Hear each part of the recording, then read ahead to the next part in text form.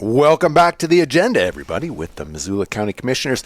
I'm Josh Slotnick, and I'm here joined by my fellow commissioner and friend Dave Strohmeyer. And our fellow commissioner and friend Juanita Vero is away this week, but not to fear. We're joined by our very own, ours as Missoula County's, our very own Holly Hargrove, who's the manager of Animal Services. Welcome, Holly. Thanks for having me. Good to have you with us. I was hoping for something like at the groundbreaking for the new shelter where we actually had some animals there with little hard hats on. Oh, my goodness. Oh, my gosh.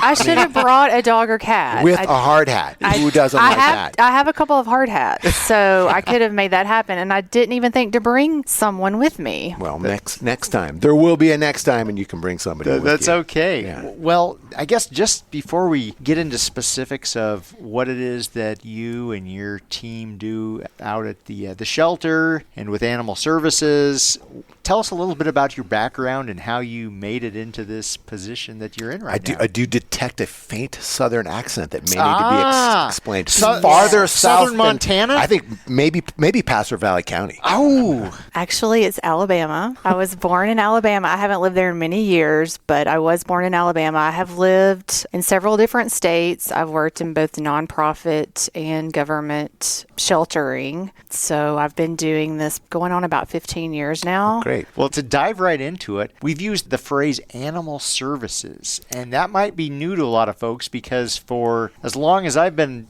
involved in local government here, it's been referred to as animal control. It has been. So it's very exciting. We are now known as Missoula Animal Services. Animal control is definitely, a big part of our department. We have animal control officers responding to calls throughout the community, but we also have staff that license dogs and issue other permits. We intake lost animals and owner surrender animals from the public. Oftentimes people come in and don't realize that we do have an adoption program and find homes for dogs, cats, sometimes guinea pigs, rabbits, birds, the occasional lizard. You never know. So we do have an adoption program. We give out when we have food and other supplies that have been donated and we have people in need. We will give those supplies out to people who can use them. We have volunteers and fosters that help us out a lot and make it possible to do what we do. They come in and socialize the cats. They walk dogs for us. When we have a need for a foster to provide temporary housing for kittens or puppies that are underage until they're available for adoption, foster homes help us with that, as well as if we have an animal that's recovering from a medical procedure and they recover better in a foster home. Wow. So yeah, we do a lot of things in addition to what people think of as animal control and enforcing the ordinances. Wow.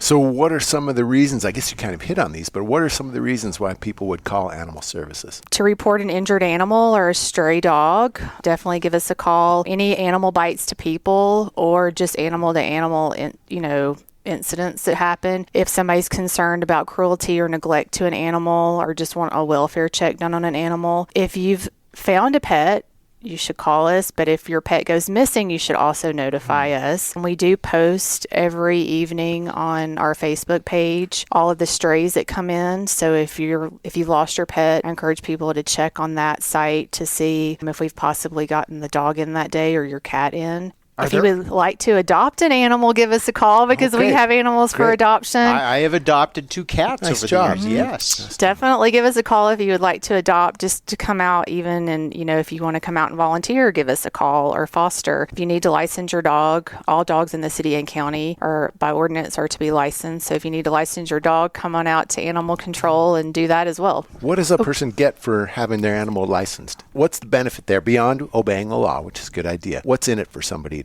and their pet to get licensed? We know that their animal is vaccinated. Great. If an animal comes in licensed, it allows us to help get them back to their owner. It definitely, it's not our whole budget, but it definitely helps us to run the programs that we run and provide the care that we give to animals that don't have a home until we can find them a home. A lot of our animals come in that are injured or need medical care. And so we do make sure that a lot of people will say on Facebook, get that animal to a vet or cut that animal's nails and things like that when they've just come in. Their intake photos aren't always the best, but it does support the work that we do. It supports the officers going out and running calls to check on cruelty, neglect animals, or when we've got animal bites where they go out and investigate those. We get calls oftentimes where somebody says an animal has been abandoned in a home or on a property. So it sounds like licensure generates revenue that helps you do your good work, and it also helps you meet the needs of the animals. It does. Josh asked earlier some of the reasons why someone might reach out and engage animal services. Have you run into calls or instances where someone might have reached out and may have been better served calling somewhere else, or are there calls that should be directed to a place other than animal services?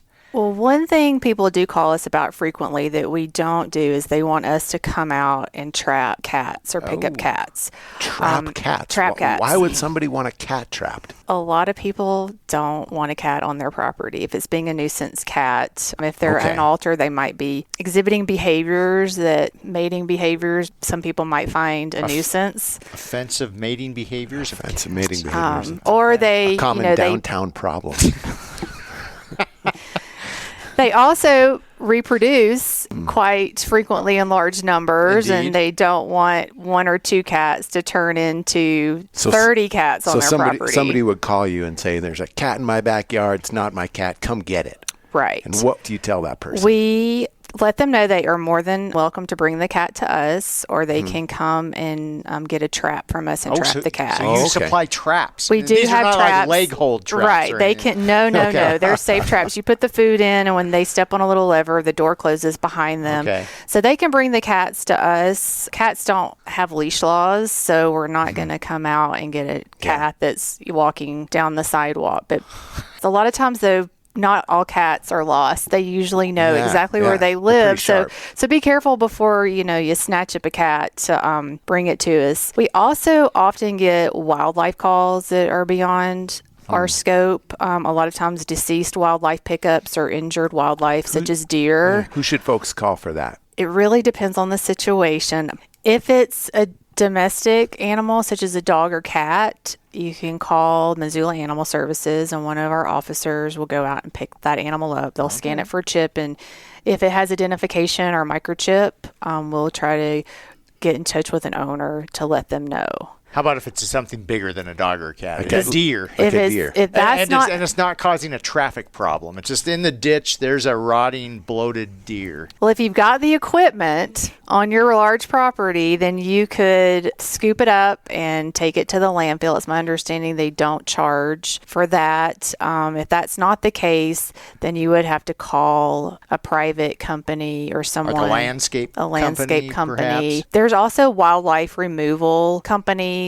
They may pick up deceased animals. I know they will also help with removing problematic wildlife for people, but they may also have the ability to remove a larger animal off a person's private property. What if there's a dead deer right in the middle of the road and it's a traffic hazard? Call 911. How about I'm wandering around my neighborhood, say Rose Park, because I oftentimes see concentrations of deer there, and then there's a deer that's got a broken leg or severely injured. Who would they call in a case like that? Would that be like a Fish, Wildlife, and Parks thing, perhaps? You could try calling Fish, Wildlife, and Parks. What we've heard that the response a lot of times is let nature be nature. You should call us, though, if you have a rabies vector wildlife or in your living quarters. So if you wake up and have a bat in your house, you should call us about that. Okay. So if the animal is in your house, if an animal is in your home, please give us a call. What kind of animals in your home are we talking about? Bats? A raccoon in the bathroom? Mostly we get calls for bats. Bats. Wow. What do you do? We would go out and catch the bat. How do you catch a bat? Different ways. It really depends. It depends on if She's it's dodging. Up or if it's down. So it's my understanding a bat can't take off flying from the ground. So if it's walking on the ground, it's net. We can cover it with something and scoop it up. It's very different than if they usually have to crawl up something and have height in order to take flight. So if it's up, they're probably going to use a net, or it really depends on the situation. But the animal control officer would do that. So they are a rabies vector. Oftentimes, you may not even know you've been bitten by a bat. Really? So if a bat is in your house, if a bat has been in the room overnight, you may not even feel it, and you don't even realize you were bitten. I think I saw that in a Bela Lugosi. I think so.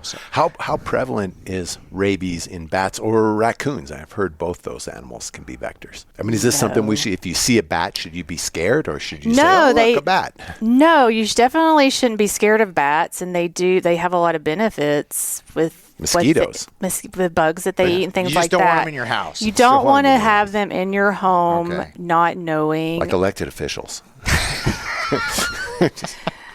Right. We just don't want anybody to be exposed to one and possibly contract rabies. So definitely call us for something like that. So I have an off-script animal question. I'm only going to ask it because it has been asked of me too. Okay. So Missoula is rich in dog walking places. This is quite wonderful. You go to these places, and while you're walking along, you often see the little plastic bag, the pooper scooper bag, sitting on the ground with a nice knot tied in it. What's up with that? That's what I call laziness, is what I call. I mean, I wasn't going to say that, but I'll say that. I have one dog, a couple of cats. My dog is never in my front yard. And I find where dogs have gone potty in my front yard and people don't clean up after their dogs. It's a huge problem. I don't think it's just Missoula. I think it is a problem everywhere. So with this, you feel like people are thinking, I got half the job done and the other half won't matter. And then they pick the poop up, they put it in a bag, but then they leave the bag on the trail. My guess is they just don't want to carry it or walk with it, or they tell themselves, I'll pick it up on the way back. That would be the charitable right. point, yes. And they might forget and leave it. I mean, I was tempted last night. I was in the North Hills walking my dog, and I was getting text messages about the legislature. So I was trying to, it does not work to have a poop bag in one hand and texting in the other. So I get it, but I actually did carry my bag of poop out of the I tie it to my leash, or I keep carabiners on my leash, and then I will clip the bag through the carabiner and then click it to the leash so I don't have to actually hold it. That's a good idea. So while we're talking about dogs and leashes and such, again, going back to my most recent North Hills experience yesterday, it's not uncommon to be out and about, and there actually are areas where you can have your dogs off leash here in the Missoula area, and there are areas where they need to be on leash. And Holly, maybe you could describe that. But just a pet peeve of mine is when someone's dog, they could be either on leash or off leash, but the dog lunges and jams its nose in my crotch, and the owner says, "Oh, it's not vicious." I don't know. I could do without that experience, but Holly, talk to us about leash laws here. Follow the leash laws. I mean, that they're there for a reason. We don't get calls when dogs are on leash, and you can avoid dogs interacting with dogs. Not all dogs are tolerant of other dogs. Not all people are tolerant of dogs. And a lot of people will say, well, my dog's friendly, my dog's friendly. Well, that's great. Your dog might be friendly, but all friendly dogs approaching someone that may have had a negative experience with the dog might not want your friendly dog running up to them, and it's rude. Some dogs think that another dog running up to them is rude as well. You don't know if that dog is a senior and may be arthritic. You don't know if he's recovering from some procedure. He could be in training, or he just, as I said, could be intolerant of other dogs and might be reactive. He might only be reactive on leash, but it's not fair to those other pet owners when you're in an area that requires leashes to not have your dog on leash, because it prevents people who are trying to follow the leash laws and have dogs that don't want your animal running up to them from being able to enjoy areas where everybody should be able to enjoy because they're on leash. If people do, have an experience with a dog off leash and they're on leash, I mean, they can definitely give us a call. I know it's sometimes difficult, but it's helpful if we have some type of identifying feature, photo, a car tag, something that we can identify the owner and the dog, and we can look into that more and make contact with them. Assign it to an officer. It's, we just want people to be mindful of their dog and the other dogs around them. So everybody can enjoy these spaces. I mean, we're lucky to live in a place that has so many outdoor areas, and we want to make it, a pleasant place for everyone to use and a clean place to, not have dog potties everywhere you walk. I don't want to step in it. I don't want to be walking and have to keep my head down on the trail, making sure I don't step on anything. I want to be able to have my head up and enjoy my surroundings.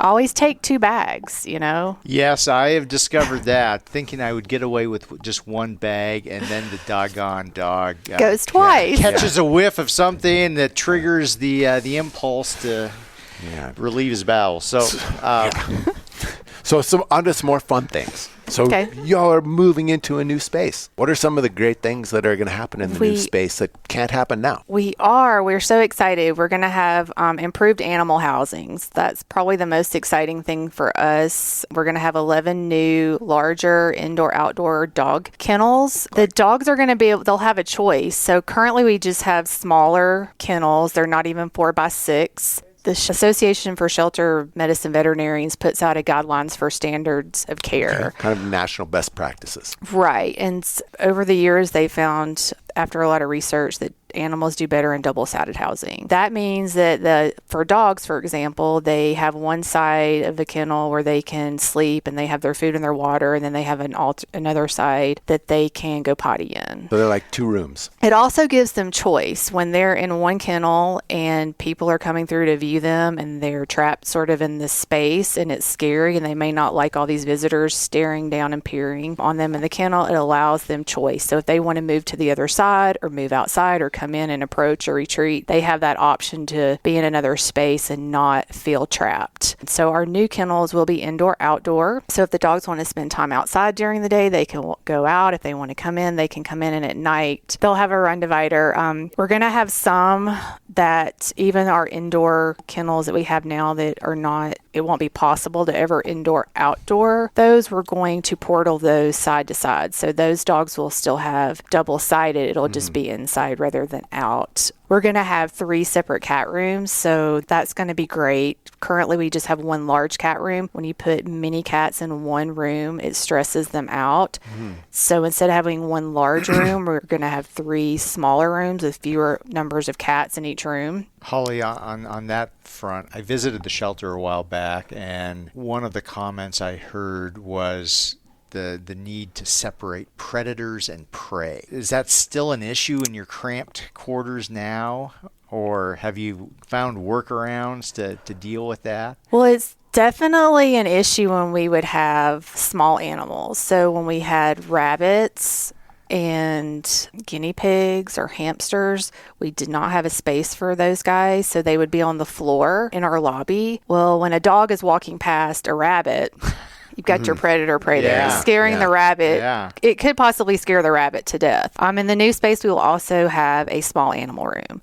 So we will have a space dedicated to those pocket pets, rabbits, guinea pigs, hamsters. Sometimes we get birds.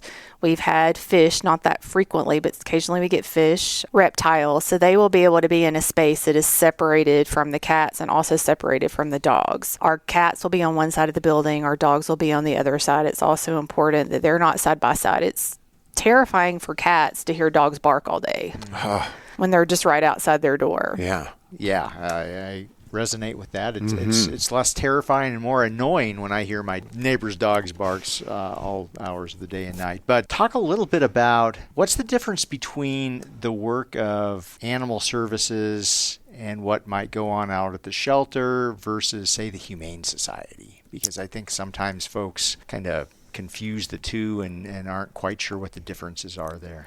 So one of the main differences is that at Animal Services, we do have animal control officers. We have that portion of our department where we go out and enforce the ordinances in the county. Both the Humane Societies and other rescues and shelters, as well as our department, have an adoption program. Both of us will take lost dogs and cats that may not have an owner with them when they're found, as well as owners surrendered animals to find them new homes. The one thing we don't have that they do offer is they have spay-neuter program. They have veterinarians there. We don't have a vet on site, but they do. So they're able to do low-cost spay-neuter for people. They're also great about helping us. They do a lot of our spay-neuter for us. So we have a kitty over there today that's being neutered, and they did several for us yesterday. If we get an animal that they've adopted out, we will call them and say, hey, we got one of your animals in that you adopted. We can track that by the microchip, and they'll come and pick their animal up. We oftentimes are really full. They will pull animals from us and take over to their shelter for adoption. It's a partnership. It really is. Yeah. We are sort of that open intake facility for Missoula. So if a stray comes to us, we pretty much take those stray animals if they're in our county. Private shelters don't necessarily have to. They do take a lot of strays, but they're not necessarily obligated to take the strays.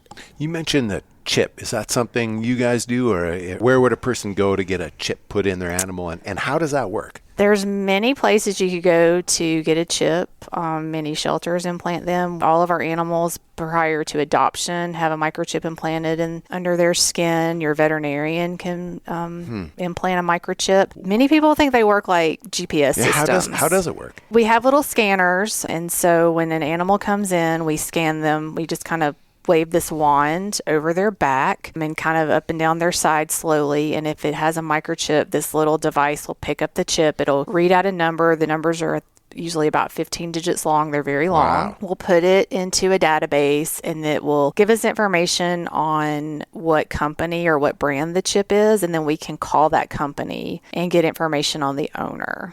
Wow. But it's not like I've got an app on my phone and I can like Onyx Maps. I can see my pet up in Sealy Lake or something. I'm here in Missoula. Right. It doesn't have like a tracking device in it. You can't track it that way. You can't look on your phone like a GPS or an AirTag and say, oh, my animal's running on such and such street. We actually have to scan it. We'll get the information, and then we try to call the owner. Now, the problem that we run into with chips is if people change their phone number and then they don't call the microchip company and update with a new phone number, we can't get in touch with them if we don't have a valid working phone. Is there a device that would allow a person to do what Dave is talking about? Like, my dog ran away and now I can go onto my phone and figure out where the dog is?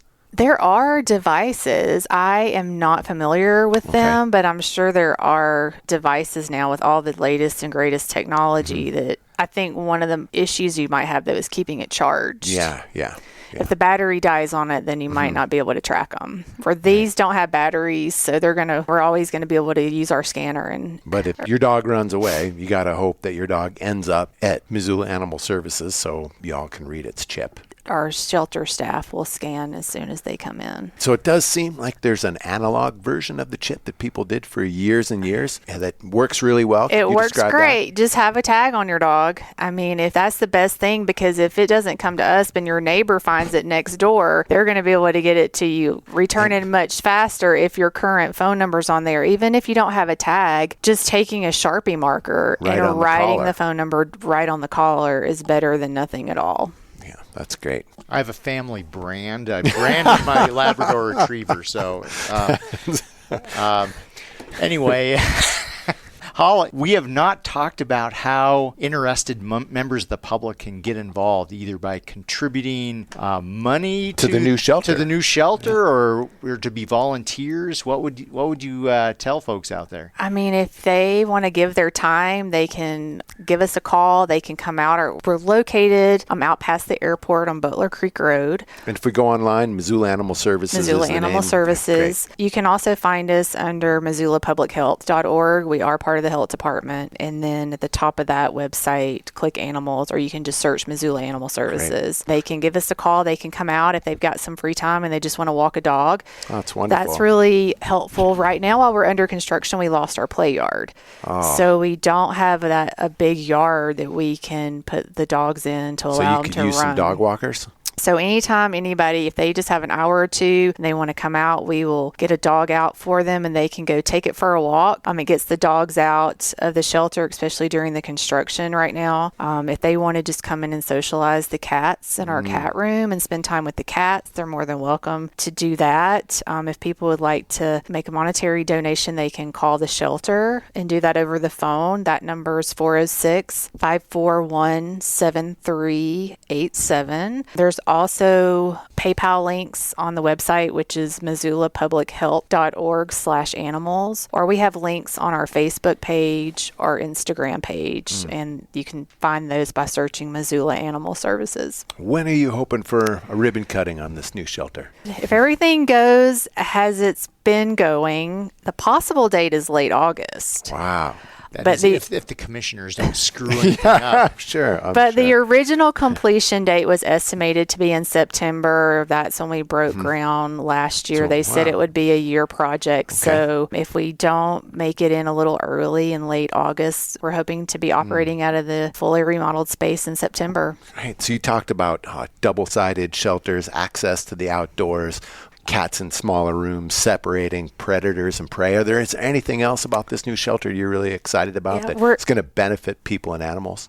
Yes, we're excited. We're going to have a dedicated animal intake space that we don't have now. So it'll be one room where when they come in, we can weigh them, take their photo, vaccinate, all the things that we need to do at intake. We're going to have a dedicated surgery space that they can get spay neuters on site. But you said, so you would bring in a vet occasionally or on some regular schedule. We don't have that now. We don't really even have a space now. So we're going to have that. We're going to have a larger, more welcoming lobby. Okay.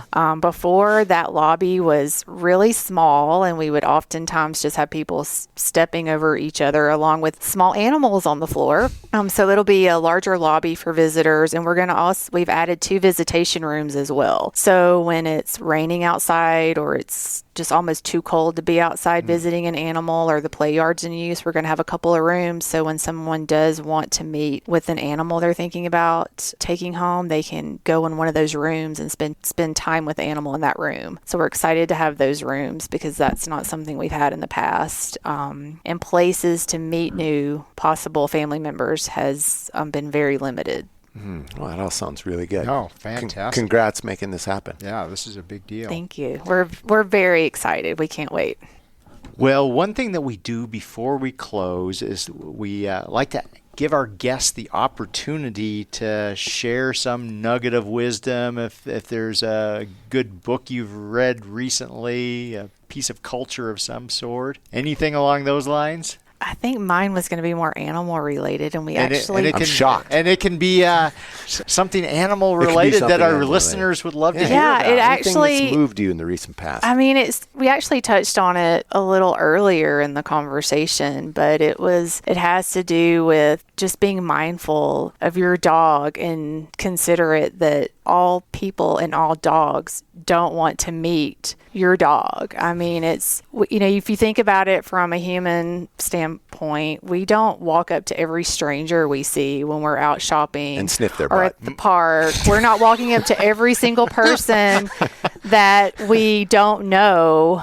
My mom did. Yeah. Embarrassed me terribly as a child. So there's just to think about that maybe every other dog and every person might not want to meet your dog when they're out, or it's best to ask permission. Would you mind, and then allow that person to make that choice rather than not be given the choice and just, hello, you're right there in each other's business. Oh, that's great advice. That's a good nugget of wisdom. Good neighborliness. Well, thanks, Holly, for joining us. This has been great. Thanks for all of your work and the work of your staff. Thank you, and congrats on the new shelter. Thank you. I can't wait till we can invite everybody back out for the for the ribbon cutting. So hope for end of August. Yeah. What will the pets be wearing if they're not wearing hard hats? I don't know. Sashes? Yes, maybe. Bow ties. And flowers. Top hats. Yes. Yeah. We'll have to come up with something. All right. Thanks, Holly. Thank you. Thanks, everybody. Bye. Thanks for listening to The Agenda. If you enjoy these conversations, it would mean a lot if you'd rate and review the show on whichever podcast app you use. And if you know a friend who would like to keep up with what's happening in local government, be sure to recommend this podcast to them. The agenda with the Missoula County Commissioners is made possible with support from Missoula Community Access Television, better known as MCAT, and our staff in the Missoula County Communications Division. If you have a question or a topic you'd like us to discuss on a future episode, email it to communications@missoulacounty.us. To find out other ways to stay up to date with what's happening in Missoula County, go to missoula.co/county updates. Thanks for listening.